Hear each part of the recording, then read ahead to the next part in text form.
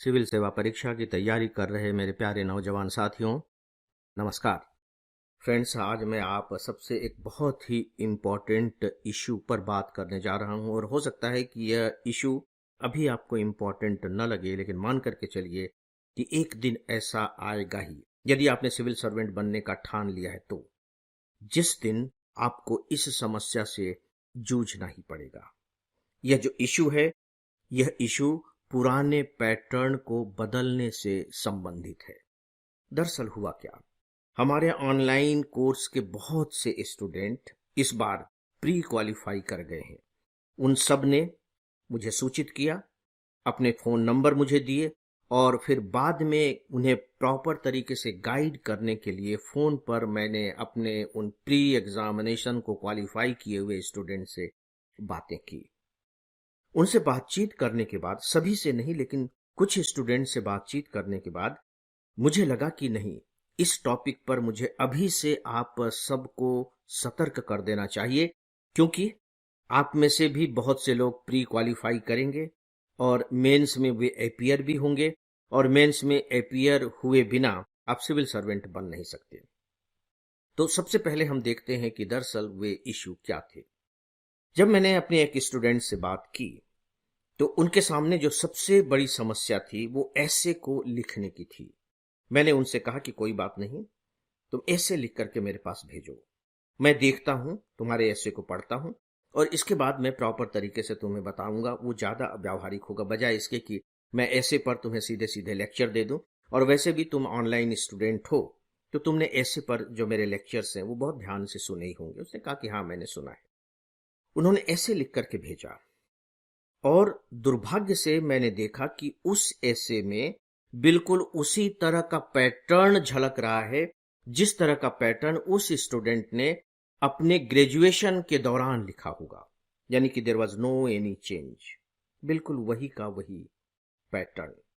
इसके बाद फिर मैंने और स्टूडेंट से बात की, तो उनके सामने जो सबसे बड़ा संकट था वो आंसर राइटिंग को लेकर था। आंसर राइटिंग अपने आप में कोई एक बात तो है नहीं, क्योंकि आंसर राइटिंग बेसिकली कई चीजों को मिल करके बनता है। तो बकायदे उन्होंने जितनी भी बातें बताई उन सब का संबंध केवल उनकी पुरानी आदतों से था। और सबसे बड़ी बात यह है कि उस स्टूडेंट ने खुद ये एक्सेप्ट किया कि सर, मेरी प्रॉब्लम यह है कि मैं अपनी पुरानी आदतों से छुटकारा नहीं पा रहा हूं। और मालूम है कि जिन स्टूडेंट की मैं बात कर रहा हूं उनका ये कौन सा अटेम्प्ट था? ये 5वां अटेम्प्ट था। यानी कि 5वें अटेम्प्ट तक आने पर भी वो अपनी पुरानी आदतों को नहीं छोड़ पा रहा है। अब सवाल यह है कि एग्जाम के केवल 2 महीने बचे हुए हैं।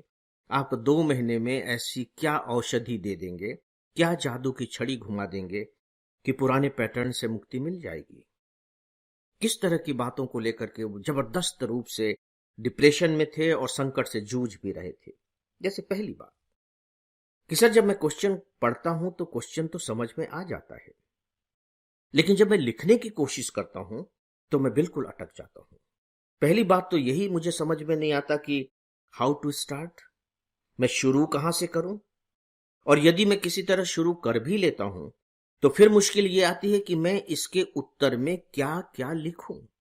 यानी कि मेरे दिमाग में पॉइंट्स ही नहीं आते, और कभी पॉइंट्स आते हैं तो बहुत सारे पॉइंट्स आ जाते हैं, और जब बहुत सारे पॉइंट्स आ जाते हैं तो फिर मैं इस संकट से जूझता हूं कि इनमें से किसे मैं पहले लूं, किसे बाद में लूं, किसे बिल्कुल छोड़ दूं। क्योंकि प्रॉब्लम यह होती है कि वहां शब्दों की सीमा है और साथ ही साथ टाइम की भी मर्यादा है। तो मैं उन सब को लेकर के चल नहीं पा रहा हूं।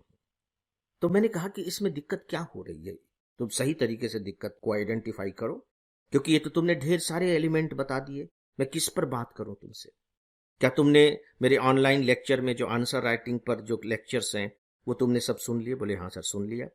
फिर मैंने एक और उनसे छोटा सा प्रश्न किया कि तुमने सुन तो लिया, लेकिन क्या सुनने के बाद जो मैंने बताया उस पैटर्न से कभी प्रैक्टिस करने की कोशिश की? तो उसका उत्तर मालूम है क्या था? कि नहीं सर, ऐसी कोशिश नहीं की। तो मैंने कहा कि फिर सुनने से फायदा क्या हुआ? निरुत्तर था।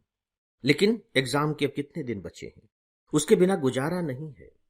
देखिए, जिन्हें भी इस बात का भ्रम है कि अरे अरे उस समय कर लेंगे, पहले प्री तो क्वालिफाई करें, प्लीज वो सतर्क हो जाएं। और सच पूछे तो ये मेरा जो लेक्चर है उन्हें ही सतर्क करने के लिए है। उस समय आपके पास इतना समय नहीं रहेगा कि आप अपनी पुरानी आदतों को बदल पाएंगे। एक समस्या टाइमिंग्स को लेकर के थी। जिसने ऐसे मुझे लिख करके भेजा, आप कल्पना करके देखिए कि उस ऐसे को लिखने में उसने बाकायदे टाइमिंग्स लिखे। लगभग 2.25 घंटे लगाए इत्मीनान के साथ ऐसे लिखने में, 2.25 घंटे। और 2.25 घंटे के बाद भी वो पूरा का पूरा जो ऐसे था, जो शब्दों की सीमा होती है उनसे ज्यादा ही थी। इसके बावजूद मैं देख रहा था कि उस पूरे के पूरे ऐसे में केवल 2 पॉइंट कवर हुए हैं, बस पूरा का पूरा ऐसे खत्म हो जाए और जो विषय है उसके केवल 2 पॉइंट ही आ पाए। इसका साफ मतलब है कि दिमाग और दूसरे पॉइंट्स को सोच ही नहीं पा रहा है। इसका कारण या तो उसके पढ़ने लिखने का दायरा सीमित होगा, ये हो सकता है, या दिमाग इतना एक्टिव नहीं है कि उस विषय को केंद्र में रख करके और पॉइंट्स वो निकाल सके, जो भी कारण हो। लेकिन साफ तौर पर यह दिखाई दे रहा था कि दिमाग अभी भी वो ग्रेजुएशन वाले दौर में फंसा हुआ है। एक स्टूडेंट ने जो मुझे प्रॉब्लम बताई, जिसे सुनकर के मैं चौंक गया, वो ये है कि सर मुझे सबसे ज्यादा करंट अफेयर्स में दिक्कत आ रही है। मैंने कहा कि करंट अफेयर्स में क्यों दिक्कत आ रही है? डेली ऑडियो लेक्चर मैं आपको प्रोवाइड करता हूं। 1 महीने का जो संकलन होता है वो बकायदे अपने ऑनलाइन स्टूडेंट्स को मैं देता हूं। तो उसमें दिक्कत की कहां बात है? तो उसने मालूम है क्या कहा? उसने कहा कि सर नहीं, मैं तो डेली ऑडियो लेक्चर भी रेगुलर तरीके से नहीं सुन पाता था, और मैं वो जो आप महीने भर का कलेक्शन देते थे उन्हें सोचता था कि ठीक है बाद में कभी सुन लेंगे, बाद में कभी सुन लेंगे। तो इसके बाद वो ढेर सारे इकट्ठे हो गए। तो मैंने जब सुनने की कोशिश भी की तो मेरी पकड़ ढीली पड़ती चली गई, मैं बोर होने लगा और इसके बाद मैंने उसे भी छोड़ दिया। तो ठीक है, यदि आप अपने तैयारी करने के उन बिंदुओं को छोड़ेंगे जो जरूरी है, तो यूपीएससी भी आपको छोड़ देगा, अपनी सूची में शामिल नहीं करेगा, क्योंकि उसे दूसरे ऐसे बहुत से स्टूडेंट मिल जाएंगे जो पूरे डिसिप्लिन के साथ तैयारी करते हैं।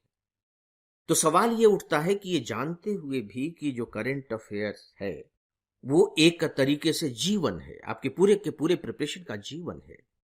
क्योंकि मेंस में भी जो क्वेश्चंस पूछे जाते हैं उनमें बहुत से क्वेश्चंस ऐसे होते हैं जो सीधे सीधे तो आपको करंट अफेयर्स के दिखाई नहीं देते, स्टैटिक पोर्शन से होते हैं। लेकिन जो यूपीएससी है वह आपसे एक्सपेक्ट करती है कि जब आप इसका आंसर लिखेंगे तो उसमें करंट को शामिल करेंगे। और जब आप करंट को शामिल करते हैं तो एग्जामिनर को यह भरोसा होता है कि नहीं, आप इस टॉपिक पर अपडेटेड है, अद्यतन है। तो करंट अफेयर्स जरूरी है, इसके बाद भी हम उसकी तैयारी को लेकर के क्यों नहीं चल रहे हैं? तो फिर अगर मैं सोचूं कि ऐसा वो क्यों कर रहा है, या दूसरे और भी बहुत से स्टूडेंट होंगे उनके साथ इस तरह की घटनाएं क्यों घटित हो रही हैं, या वे अपने साथ इस तरह की घटनाओं को क्यों घटित होने दे रहे हैं, तो साफ तौर पर दिखाई देता है कि पुरानी जड़ता, पुरानी आदत। समय कम पड़ जाता है सर, 20 क्वेश्चन कर पाने पॉसिबल नहीं है, मेरी स्पीड नहीं है। तो सवाल यह है कि 20 क्वेश्चन आप क्यों नहीं कर पा रहे हैं? यहां भी पता लगेगा आपको कि पुरानी आदत, क्योंकि इससे पहले कभी शब्दों की सीमा में आंसर देने की प्रैक्टिस हुई ही नहीं है। और मजेदार बात यह है कि जो क्वेश्चन पूछे भी जाते हैं ग्रेजुएशन के लेवल पर, या तो स्ट्रेट क्वेश्चन पूछे जाते हैं, या यदि थोड़े से घुमावदार क्वेश्चन भी होते हैं तो उनके आप आंसर स्ट्रेट दे दीजिए, आपको नंबर मिल जाएंगे, अच्छे खासे नंबर मिल जाएंगे। वहां उत्तरों की जांच करने में वह संवेदनशीलता, वह बारीकी और जिम्मेदारी दिखाई नहीं देती है जो सच पूछे तो यूपीएससी के आंसर को चेक करने में दिखाई देती है। और वहां स्टूडेंट फंस जाता है, क्योंकि वो जरूरत से ज्यादा लिखता है। जरूरत से ज्यादा क्यों लिखता है? क्योंकि उसे लगता है कि जितना भी हम जान रहे हैं वो सब लिख दें, पूछा चाहे कुछ भी गया हो, अगर टॉपिक है तो बस टॉपिक पर हमें लिख देना है। तो सीधी सी बात है कि वहां ज्यादा आप लिख रहे हैं और लिखने में समय लग रहा है, जबकि यहां वो साफ एक्सपेक्ट कर रहा है कि नहीं, आपको ज्यादा लिखना ही नहीं है, हम तो भाई केवल 100 शब्द मांग रहे हैं, हम तो 150 शब्द मांग रहे हैं, आप बस इतने में ही आप उत्तर दीजिए। लेकिन वहां पे प्रॉब्लम ये आ जाती है कि मैं तो 500 शब्दों में इसका उत्तर लिखता आ रहा हूं और ये कह रहे हैं कि उसका उत्तर आप 200 शब्दों में लिखिए। तो ये मैं काट छाट कहां से करूं, कैसे करूं? किनको रखूं किनको छोड़ूं, तो ये तो संकट आएगा। दोस्तों, इन सारे संकटों से आप कैसे उबर पाएंगे? मेरी एक रिक्वेस्ट है, एक सच पूछिए तो बहुत ही सिंसियर एडवाइस है। प्लीज मेरी इस सलाह को ध्यान से सुने और इस पर काम करना शुरू कर दें। यदि मैं एक वाक्य में कहूं तो वह वाक्य केवल यही है कि आपको अपने पुराने पैटर्न को बदलना ही होगा। और ये जो पुराना पैटर्न है, ये केवल आंसर राइटिंग का ही पैटर्न नहीं है। सच पूछिए तो पढ़ने का भी पैटर्न है, अध्ययन करने का भी पैटर्न है। सच पूछे तो अध्ययन करने के पैटर्न में यदि आप थोड़ी सी तब्दीली ले आते हैं तो पाएंगे कि आंसर राइटिंग के पैटर्न में अपने आप तब्दीली आ जाएगी।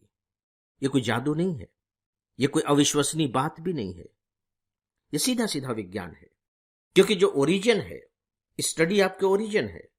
जब आप उस ओरिजिन पर सही होते हैं तो सीधी सी बात है कि जो आप उससे फिर निकाल करके देंगे, ओरिजिन के बाद जो चीज आप तैयार करेंगे वह भी उसी पैटर्न के अनुकूल होगी, ओरिजिन के अनुकूल होगी। चूंकि आपका ओरिजिन सही है तो उसका जो पैटर्न सामने आया है वह भी सही होगा। तो दोस्तों प्लीज, आपको इस तरह से पछताना न पड़े, बस इसी बात को ध्यान में रख करके आज मैं आप सबसे इस विषय पर बातें कर रहा हूं। अब मुझे इजाजत दें और दोस्तों, इसी के साथ ही आज के इस डेली ऑडियो लेक्चर को यहीं समाप्त करता हूं। नमस्कार।